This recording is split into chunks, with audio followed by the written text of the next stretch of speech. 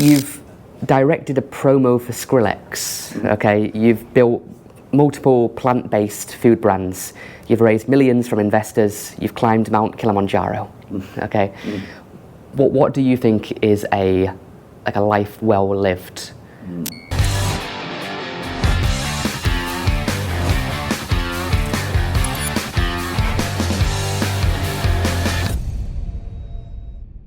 So Nic, in 2014, you co-founded Peg, which was influencer marketing software, and then you scaled the company to over 1,500 clients in 150 plus countries, and then in 2021, you had an exit.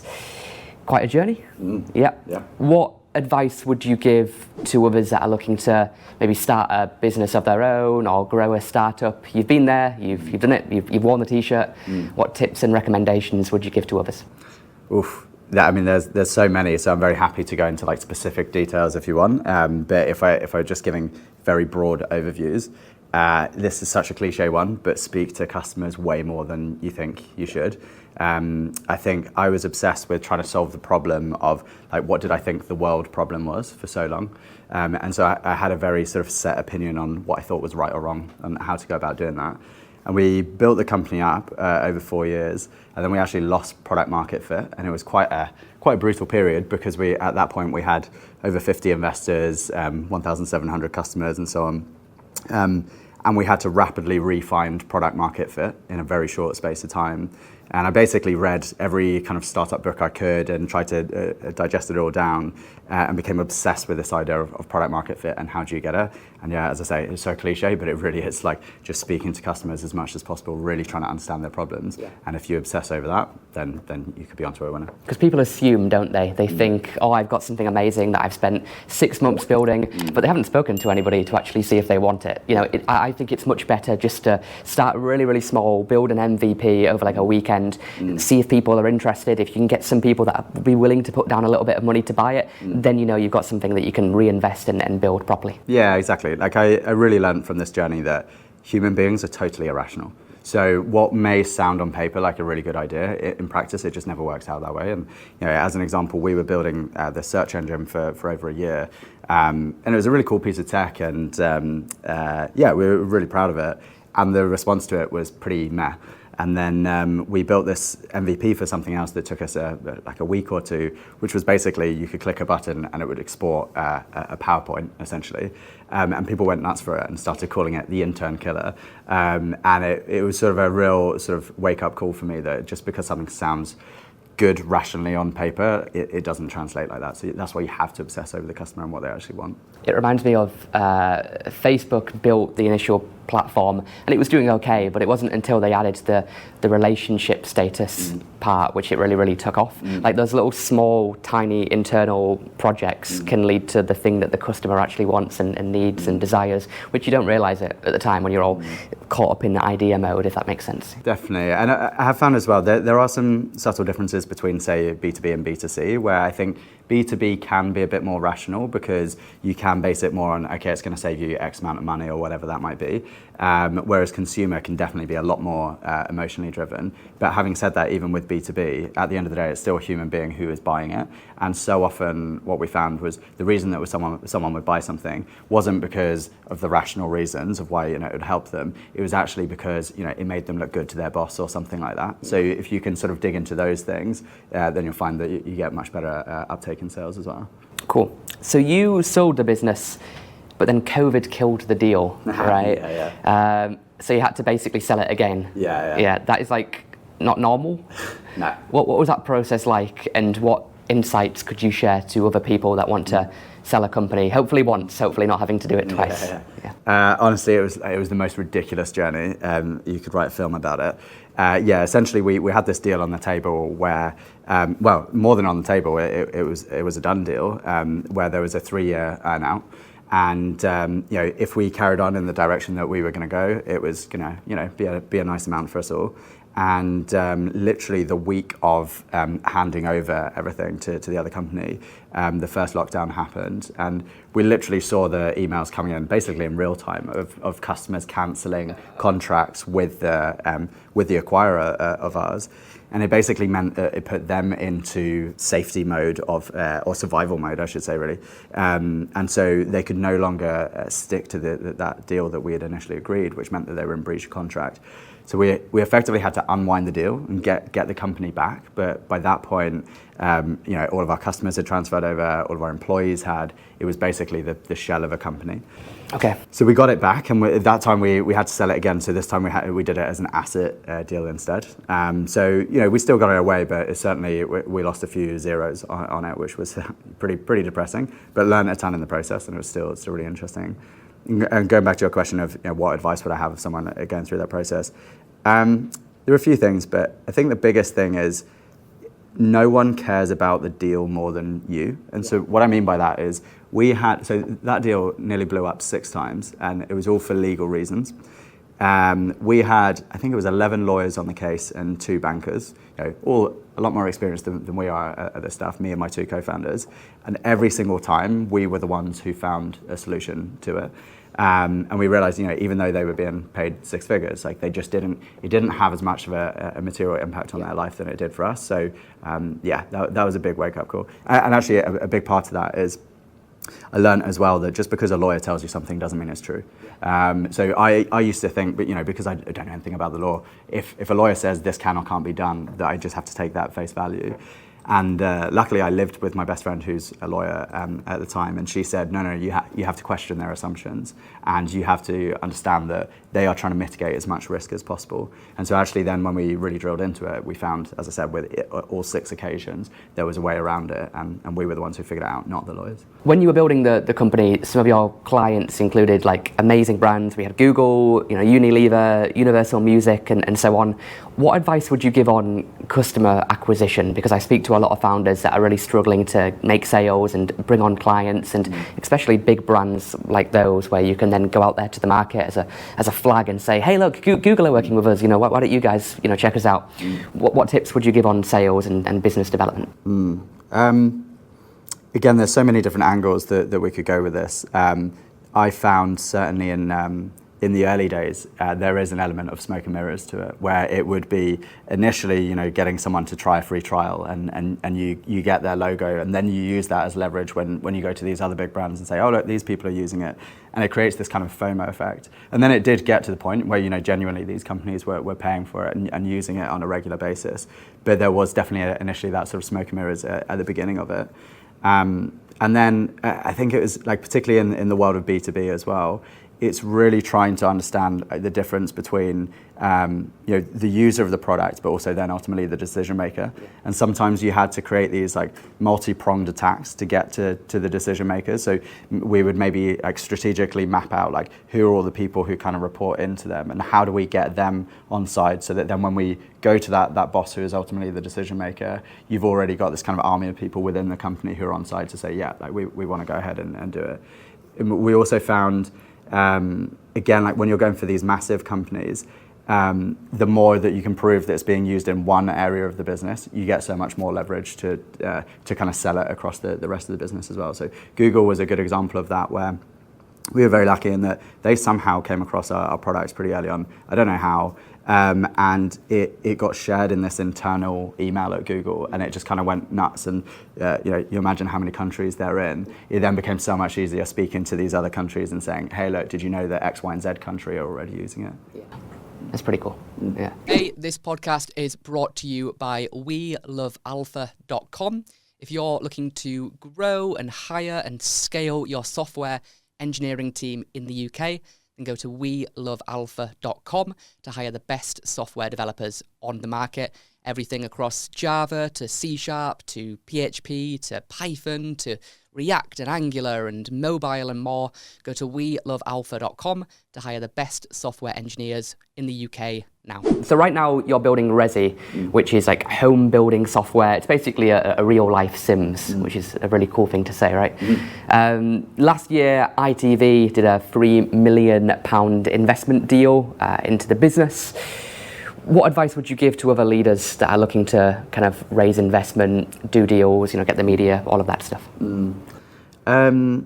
So I think it's different whether it's media or whether it's like a straight up equity investment. And again, it's cliche in that everyone talks about it, but it's really about the FOMO with investors. Actually, no. First of all, it's all about actually have a good business and like a genuine story there. But it would be amazing how it could take us like 6 months to try and raise any investment at all, and no one really wanting to make that first move and commit. And then the second that you've got one investor, and particularly if it's a lead, that then the others within 2 weeks, they're like, well, I don't want to miss out on it. So it's really about like trying to create that like competitive tension constantly. And one of the things that worked really well for us was, and this is kind of hard to recreate, but we had this scenario where we had a massive customer, enterprise customer, who wanted us to build something big and bespoke for them. We had some investors interested, and we had some people sort of snooping around who were potentially interested in acquiring us. And initially, they were probably all like semi-lukewarm.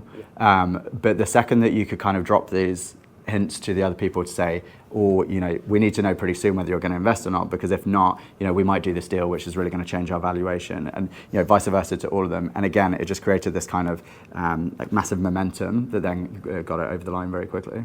There's the famous sign in the States, I think it's Sequoia or YC, that they stand in front of and take pictures of when they've got investment. And I heard there was a company set up literally just to sit outside of those investment offices in like a black surveillance van and seeing which companies are then taking the famous picture. So then they can let the other investment companies know and sell that data to. That is ridiculous. But it's crazy. Like it's a FOMO. It's people are scared of losing out, of being left behind. And if you want to create scarcity in your business, whether that's getting a new customer on board, getting an investor, getting an employee, making them feel like, hey, it's not going to be there forever. You need to act right now or before it's gone, if that makes sense. Yeah, it's like I think almost a really high level overarching piece of advice is that with everything in business, whether it's sales, whether it's hiring people, whether it's raising investment, whatever it is, at the end of the day, it all comes down to human beings and trying to understand psychology. So maybe I'm kind of lucky in that I'm really fascinated in psychology, neurology, behavior economics, and so on. So I've read a lot of books on those things, and I think that does feed into a lot of then how you make all these other elements work. Yeah. Okay, so I love the concept of Resi. One thing that I'm really excited about is how virtual reality will transform architecture. So, like, if you could go into a property and see what it's going to look like, I suppose, before it is built, obviously, you spent all that time on the design and the planning and the building and the construction and all of that, and you can, within VR, model it and create it and build it the way that you want it to be built, and then kind of put that out into the real world. I feel like it'll be a much better way of planning and setting it up. So in 2016, you tweeted, hopefully this is the year of VR. Now, like, it seems like the metaverse is probably taking a little bit longer than both me or you expected or believed or most people predicted. But what are your thoughts on like the future of that technology and how Web3 could transform the sector that you're in right now? Well, it's clearly pretty premature there.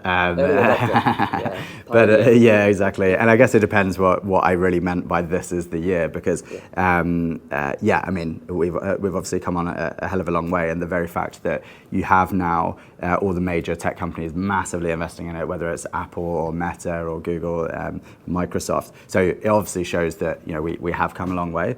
I think. Sorry, what was the question? So I guess, what are your thoughts on the future of it? Because you're right, it has come a long way, but a lot of people are saying that the technology is dead. You see like the picture of Mark Zuckerberg looking like a cartoon. Like, where do you think it's going to go? And do you agree with my prediction around how it could transform architecture and construction and building? Yeah, 100%. I definitely don't think it's dead. I think that's absolute nonsense when people say that. I do think we've got quite a long way to go before it becomes mass adopted. I think what probably makes sense is that, any business, right, that really takes off, it tends to start in this niche vertical that then expands from there. So you take something like Amazon and how they very much started with selling books online. If they tried to be the everything store straight away, it probably wouldn't have taken off. But they really got traction there, and then you expand out and out and out. And I think it's the same with VR, that I think probably the best use case is going to be in industry in some kind of way. So, for example, where you're operating machinery where you can't, where you need to use both hands and you need visuals overlaid and so on. So I think we'll see that, and then it will just become more and more the norm.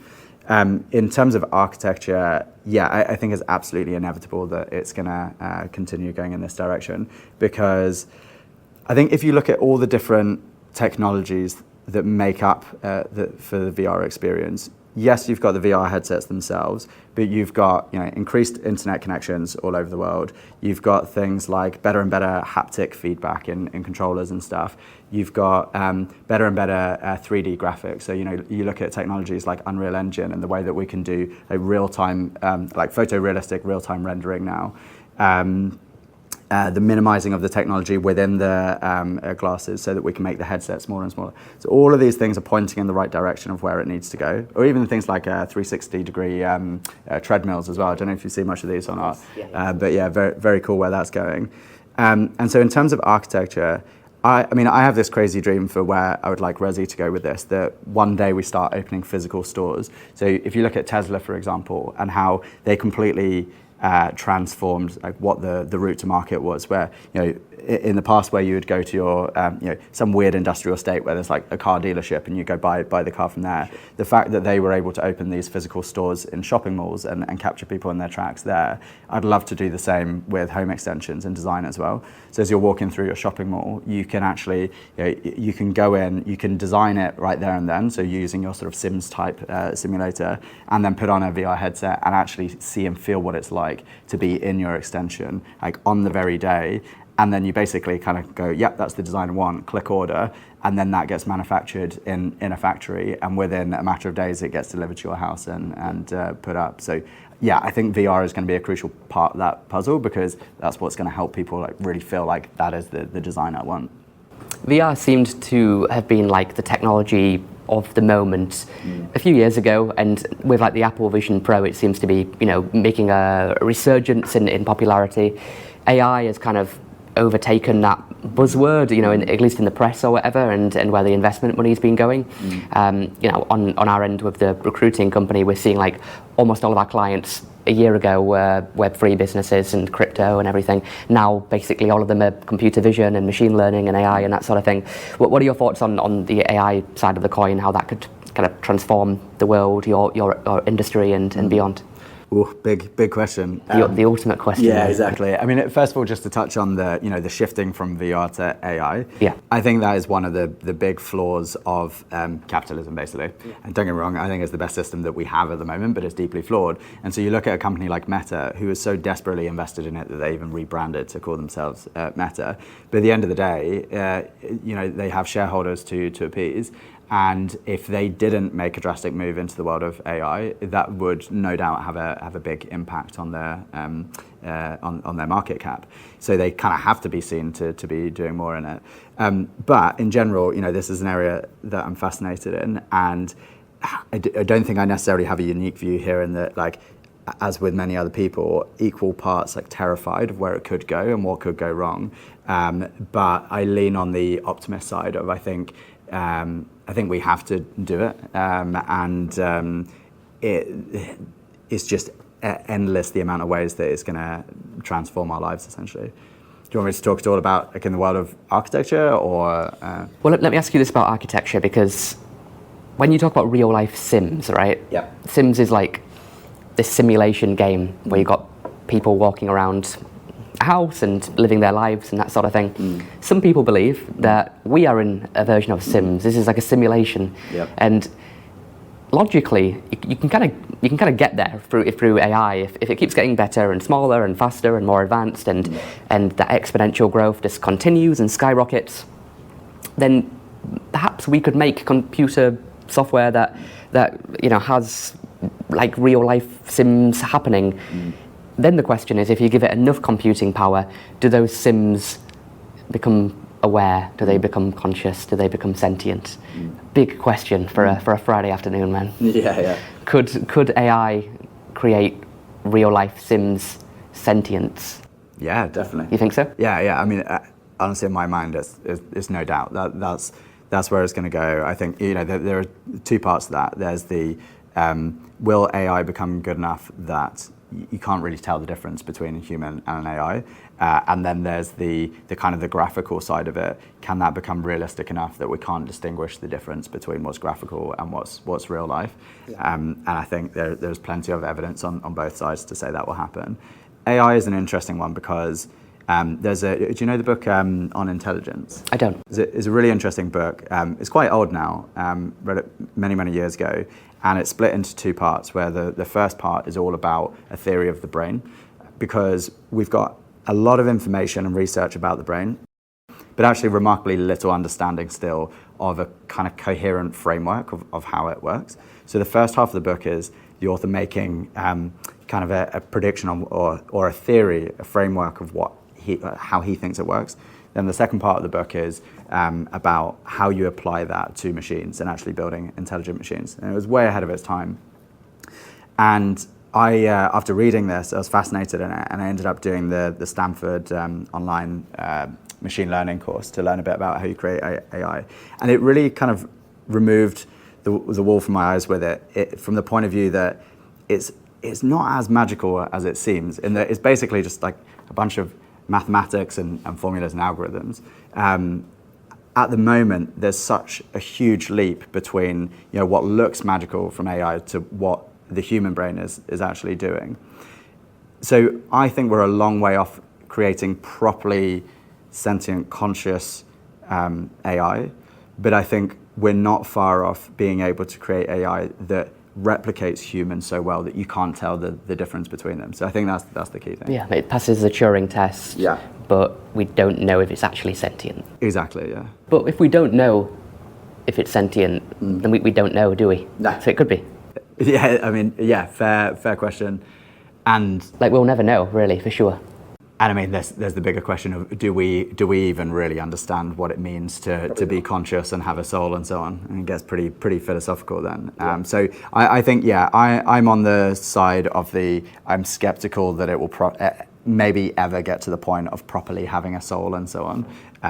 But I definitely think we're not that far off us not being able to tell. Yeah, me too.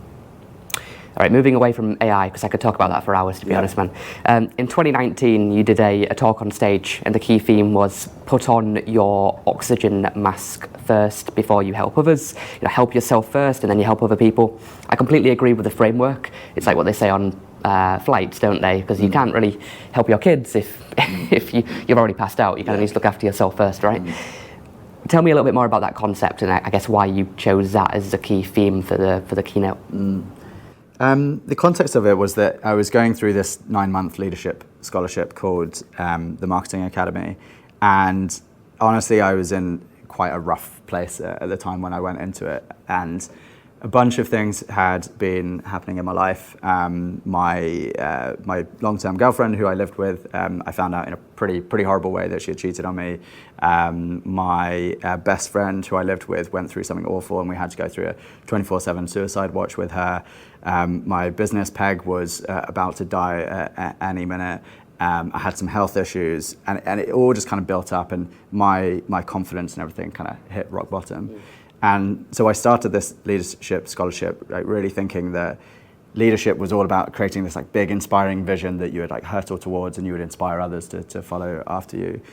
But throughout that 9 months, we had all these incredible talks from lots of interesting, inspiring leaders and so on. And it was the ex-CMO of Sainsbury's, Sarah, who said something very simple, and it sounds kind of cheesy, but it worked, where she was like, to be the best leader, you just have to know yourself, love yourself, and be yourself every day. And it kind of gave me this perfect formula for oh, okay, that's the order I should do it in. So I went through this whole process of trying to figure out, who am I, what do I really believe in, what do I love, what do I not love? Then how do I actually start to love myself? And then how do I implement these kind of processes and habits to do that on a daily basis?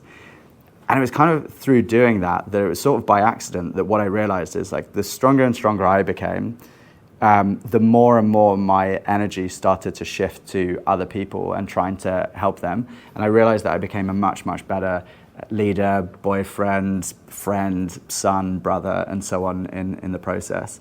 And so, yeah, that's what led to this idea then of actually, if you're feeling pretty rough or you want to be the best leader you can be, focus on yourself first, and then you'll be in the best position to help others as well. I find that it's so true. Oftentimes you spend all your energy, all your time, all your efforts helping other people, and then like your health goes bad, your business starts to crumble, your relationships, fail, and oftentimes all the energy that you could have spent, cultivating it for yourself, you made other people's lives better, which is amazing, but at the detriment of your own life. So prioritizing the two, it's so true, right? Yeah, exactly. Yeah, I just think you can have a much bigger impact if you have more strength and resilience to prop other people up.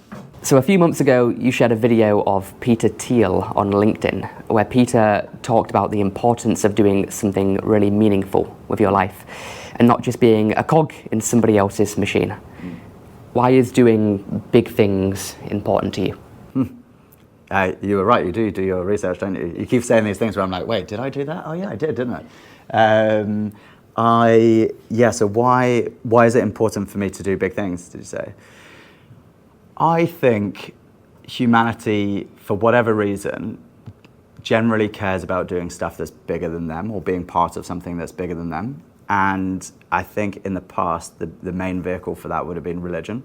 And that is less of a vehicle these days for many people. I also think one of the reasons why people love things like sports events, because again, they come together and they become part of something bigger than they are. Yeah. And there's something about that really excites me when it comes to things like companies and having like this mission and purpose, where it's like you're basically building this team of people who are crazy enough to be like, yeah, fuck it, let's go try and change this thing. And even if it fails, it's hard and it's painful or whatever, it's worth it. So I think there's that part of it that just feels like the innate human part of wanting to be part of something bigger. Then there's the more selfish, egotistical side, which is just, I just want to, it sounds kind of morbid, but when I'm on my deathbed, I want to be able to look back and go, you know what, the world would be a different place if I wasn't alive and didn't try and work on these things. I think it's maybe a bit of a sense of wanting to leave something behind, where again, natural human instinct, I think for a lot of people that's about having kids, and yeah, maybe one day I'll have kids as well. But for me, the impact I have and what I leave in my wake is a big part of that as well. I can see the truth in that because you track it on LinkedIn year by year. So every single year that you've had, you basically write the biggest achievement on your LinkedIn. You've kind of got it going back a couple of years now, don't you? So are you going to continue doing that, do you think, until you're on your deathbed, and then you can kind of see the catalogue of everything that you've achieved and shared and given to others? Yeah, that's an interesting question. Maybe I will now. Yeah, that was interesting. I've never really thought about why I've done that. I think, don't get me wrong, I think there's probably two parts to this. If I'm brutally honest, there's probably an ego part of it, right? Where I certainly, I think, when I first got into business, maybe did it for some of the wrong reasons. And I have this theory that most entrepreneurs have some kind of deep insecurity because, and they use this as their vehicle, because I think when you're constantly getting up and having to run through brick walls, to do it because you want to make money is just not a strong enough reason. And so usually there's some kind of deep-rooted thing that people have got to try and prove. And in my case, I felt like I was highly average when I was a kid. I was I wasn't super smart, but I wasn't an idiot. I wasn't super popular, but I wasn't a total reject. I wasn't really good looking, but I wasn't fugly. I was just very kind of middle of the road, and I hated it. And so when I first started my first company, there was this sense then of I'm doing something different, and I was kind of getting recognition for that. And I think it honestly put me into quite an unhealthy overdrive mode, which made me a workaholic. Now, as I've got older, that ego piece has definitely waned and sort of subsided, and now it's much more based on actually wanting to do these good things. And I think it links into this kind of a bigger point for me, which is, in business, we have this idea of the North Star metric, right? We know that how important it is to set this one guiding metric that essentially dictates all the other kind of work we do. And I often think about, if we were to have a North Star metric for our lives, what would that be? And how would that change our behaviors? And I think in the past, first it would have been survival. We've got pretty good at that now, if you think of Maslow's hierarchy of needs. I think our parents' generation, that would have been money, basically. And we thankfully know from enough research that that's a pretty terrible metric to strive for. I think our generation is more about happiness. I again think that's a bad metric to aim for. Lots of interesting reasons of why, particularly from Buddhist philosophies, like the idea of the pursuit of happiness makes you unhappy. So for me, the best metric that I've found is actually pride. It's if I have a difficult decision, I'll often ask myself, okay, which decision would I be most proud of in a year's time or 5 years' time? Because I find what that then does is it makes me never regret my decisions, even if it was hard or it was painful in the process. And so I guess, bringing this back to what you're saying about the sort of the LinkedIn side of it, I think a lot of it is to do with pride. I want to feel proud of the achievements that I'm working on. Yeah. Those achievements, to be completely honest, are pretty cool, right? You've done some wild things in your life so far. Thank you. Okay. I think objectively saying, you've directed a promo for Skrillex, okay? You've built multiple plant-based food brands. You've raised millions from investors. You've climbed Mount Kilimanjaro, okay? What do you think is a life well lived? I think it comes down to personal preference, but for a lot of people, stability is important for them. For me, I really want to live the kind of life where I get to experience these things that many other people don't get the fortune to experience them. And that means pushing myself to extremes a lot of the time. So that could be in the case of, obviously one's like building a company, but even say with like travel, I absolutely love travel. Yeah. And my favorite times are always when I go somewhere that very few people get to see, and it's usually because you have to go through some kind of pain to get there. So maybe it's a really long trek or hike or scuba diving into caves or whatever it is, and you get to these parts and you have this like magical, amazing moment because you're like, wow, like very few people get to experience this. And it does then lead to like quite a crazy roller coaster of a life where you have like the highest highs and the lowest lows. And it's definitely not for everyone. And I am like an adrenaline junkie and probably quite unhealthily addicted to stuff like this. Yeah. But it's just the kind of life I want to live. I really don't want to live a vanilla one. Yeah, one life, right? Yeah. As far as we know. Yeah, I mean, don't get me wrong, it comes with a lot of downsides. Yeah. I mean, I think I had like 3 midlife crises by the age of 30. Sure. I have them every sort of 5 years or so. Scheduled. Yeah, I have chronic insomnia. I've gone through, countless relationship failures and so on. So I've been in lots of debt. It has its downsides, but it's fun too. Me, better than stability though. I agree with you. Why live life like this? I'd much rather live it like this, But I don't know how you do it with a kid. It's harder now. Yeah, because you've got to, you then have to create this kind of stability and a great environment for your child. So massive respect that you're able to do the things that you do and keep a human alive. Like I can barely keep myself alive. I could always get another job. Like if this all goes to shit, I'm going to be fine. I could always just go back and get I worked in a big corporate for 5 years. I'm sure they'd have me back or somebody else would have me. So it'd be fine. Yeah. All right. I often find that people kind of fail to live the life that they want in the way that you've described just then because they make false assumptions which stop them from like starting the things that they really want to do, if that makes sense. So, I can't start a company because of this, or I can't travel the world because of that. And it kind of reminds me of something that you posted on LinkedIn 5 years ago. You said that all error springs from flawed assumptions. If there are no assumptions, there can be no error. I'm talking like 5 years ago, so you really are going to have to work your brain back a little bit. So I'll repeat it one more time, right? Yeah. All error springs from flawed assumptions. If there are no assumptions, there can be no error. Sounds like a Yoda quote or something. Yeah. God, I sounded so wise back then. What the fuck is what happened? Exactly. Tell me a little bit about that. Okay, it reminds me of 2 things instantly. So one is that I love the quote, assumptions are the mother of all fuck-ups.